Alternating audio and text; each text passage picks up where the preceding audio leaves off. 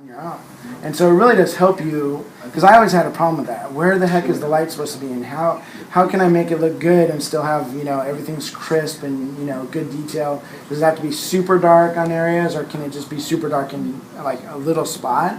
I mean, painting the breasts on a female, I used to make them super, super dark underneath because I just thought that's how it was supposed to be. That's in shadow and everything, but it's not that much shadow, So once I started spraying, you start seeing that, how the light reflects on the face. Even at a small scale, you'll see how much shadow, how much gray is under the cheeks. And if it's not very much, then you better not have a real dark cheek area there, especially like on a female or something. But on a male, maybe like very strong and stern, and you'll see it very more sharper lights and darks. And then you just copy that with your color when you put it on.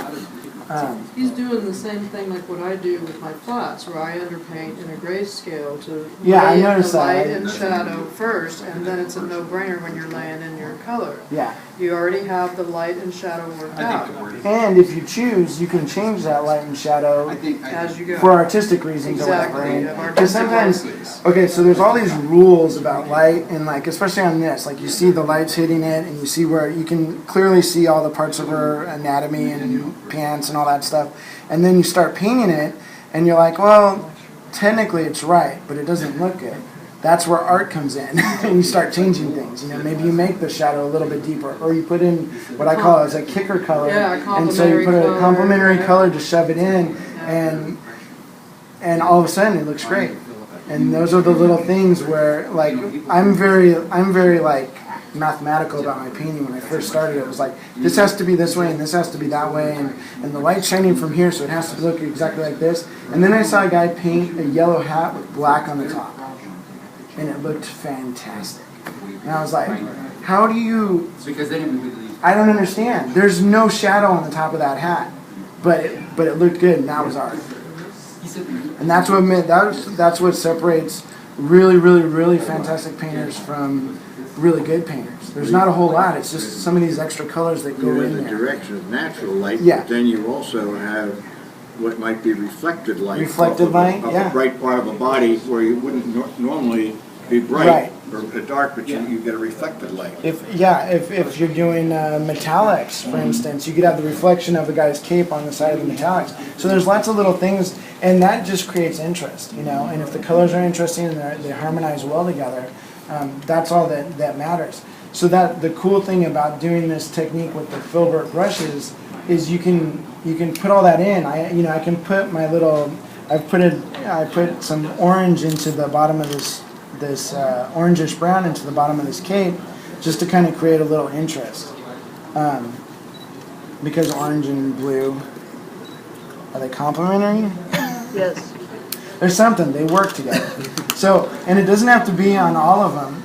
A lot of times I will do one side of the figure or the other. So I'll have my light side and my dark side of the figure. And what will happen is on the light side, I'll have my normal colors like blue.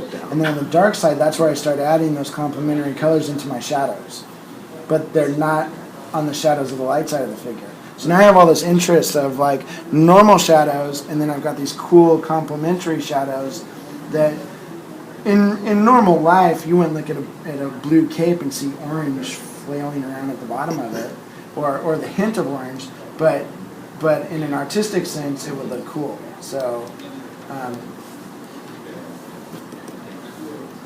it's just little things like that really make your models way more dynamic. So yeah, I'm totally down with the filbert brush. Now, once I get that, the key is you want to learn all these techniques, because even though the filbert brush I feel is a very quick way of making something look really good, really fast, and getting a fairly good blend on it, you still need to be able to fix little hiccups in it. You need to be able to do little micro, I just want it a little bit darker right here. So the push blending thing works great because now I can start pushing paint, little bits of paint down into the cracks of the cape, and enhancing my paint job. It's almost done, but not quite. So I can start pushing paint into my the cracks down here, I can also start pushing paint into my highlights to bump them up and make them really bright, even though I still got black on my paintbrush.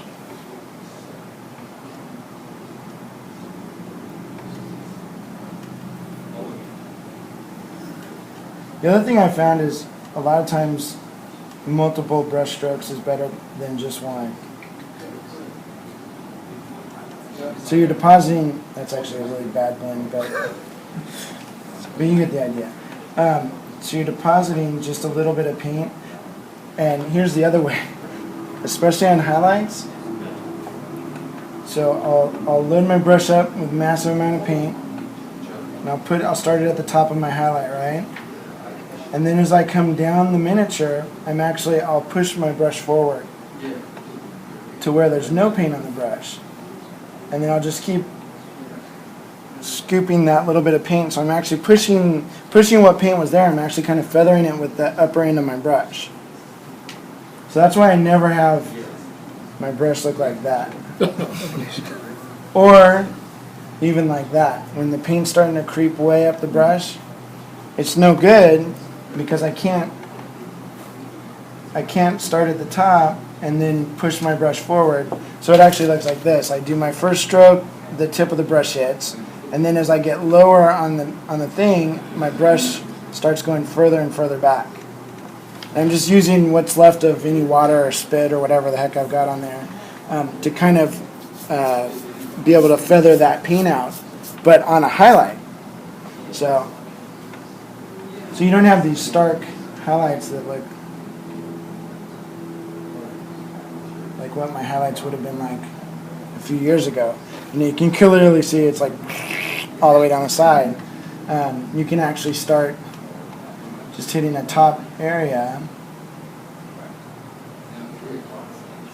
If you're careful, you can either do two at once, or if you work the brush just right. If you're hitting it just right, it actually pushes the brush back up away from the model. But you can get what looks like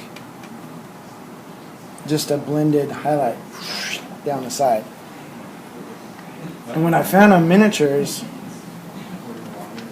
is you want to have like probably about 70% of the model be your midtone in areas, and then 15% shadows and 10% highlights. So your highlights actually are very small and more located higher up.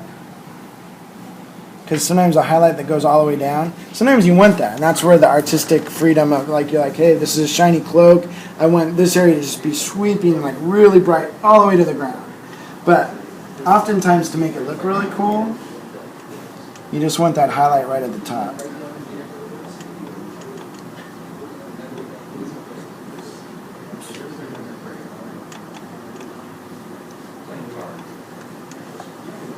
Now, the other cool thing to do, that I learned from Mr. Waffle, I've always thought about using my washes for shading, but the problem is, usually when you put your paint on a wash on a paint, even though that's a really small paintbrush, I can see it. The paint's very thick on there, and it's very hard to get a real fine line. It will go on more like that, and even though this is a very tiny brush, that's no good. So what I do is I always thin my paint out on my palette by not using water. I just thin it out on the palette. So you always see, like, a lot of times I use my brush kind of like that, and then you can come back in, you can get very, very thin lines with it. Now what's cool about this is it doesn't generally leave, when you put it on very thin like that, or in very, very small amounts, it doesn't leave the big blotchy spots. I put my washes on exactly like I put my paint on, so it's very flat, like I call it painting in the flat.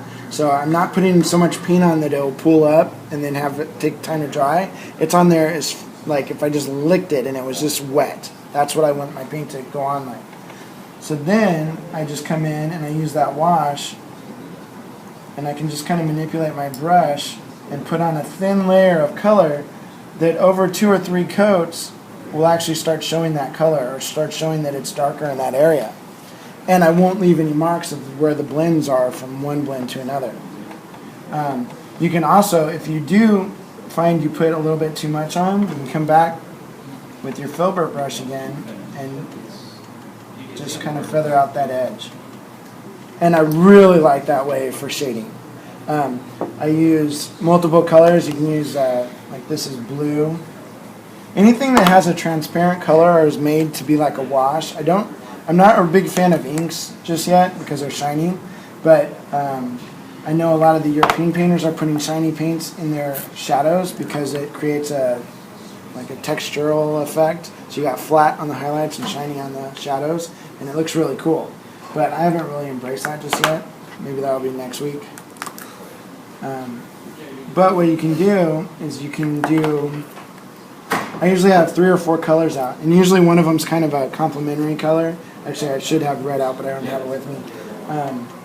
But you can put a little bit of the blue, some black, maybe a little bit of brown, and you can actually start mixing that in and putting that, driving your shadows down really nice and dark. The cool thing is it's see-through, so it doesn't leave a lot of marks, or that you can see.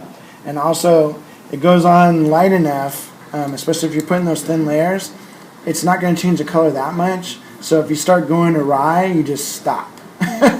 Instead of, oh my gosh, that's like a really bad shadow or shade or whatever. So I also use this to do kind of a pseudo black lining of my model. So in between like where the hair is, you can see it a lot better. And you can do it with just straight black, but sometimes black's a little bit too stark. So I'm using a mixture of colors, either with black or just to make black, like red, green, blue. And then you just kind of start laying that in between areas. I'm not being real precise right now, so it's a little bit thick. But what I try to do is I try to get the thinnest dark line that I can possibly get. Like as thin as thin as thin. If it's a little bit thick, I come back in with my other color and kind of, just fix it, push that back. So you're going to have these thin dark lines in between different elements. Even if those two elements are almost the same color, like say you're doing leather boots with a lighter leather strap, almost the same color. If you've got that dark lining in between the two colors and it's very thin, you'll be able to see everything on that boot, even though it's really dark.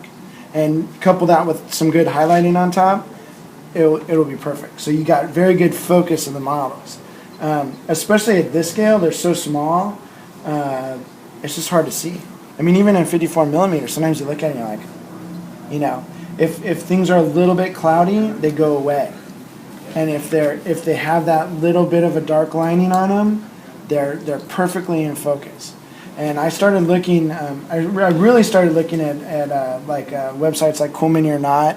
Has a ton of pictures of fantasy and historical stuff. It's just really good reference material, especially if you look at like the top 10 guys, and their just stuff is insane. But you start looking at them and you're like, why does their stuff look so good? Yeah, true, they picked good colors and they got good highlights and everything, but everything's super crisp. Super crisp. You can see everything. And so I'll look in real life and you're like, well, what's more pleasing to my eye when I'm just driving down the street? Like today I'm always thinking of crazy things. So I'm looking at the trees on the street as I'm driving in here because I'm thinking about the class and everything. And I was looking at the different bushes and everything, and I was like, well, why does that tree look better than that tree over there?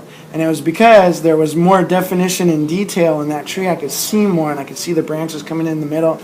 And even though the tree was all green, there was still those elements of dark separating leaves and branches and everything, and it was easy for my eyes to see. So if your eyes can't see it, then it's no good. So the problem is at this scale, to have that little definition is a very thin line.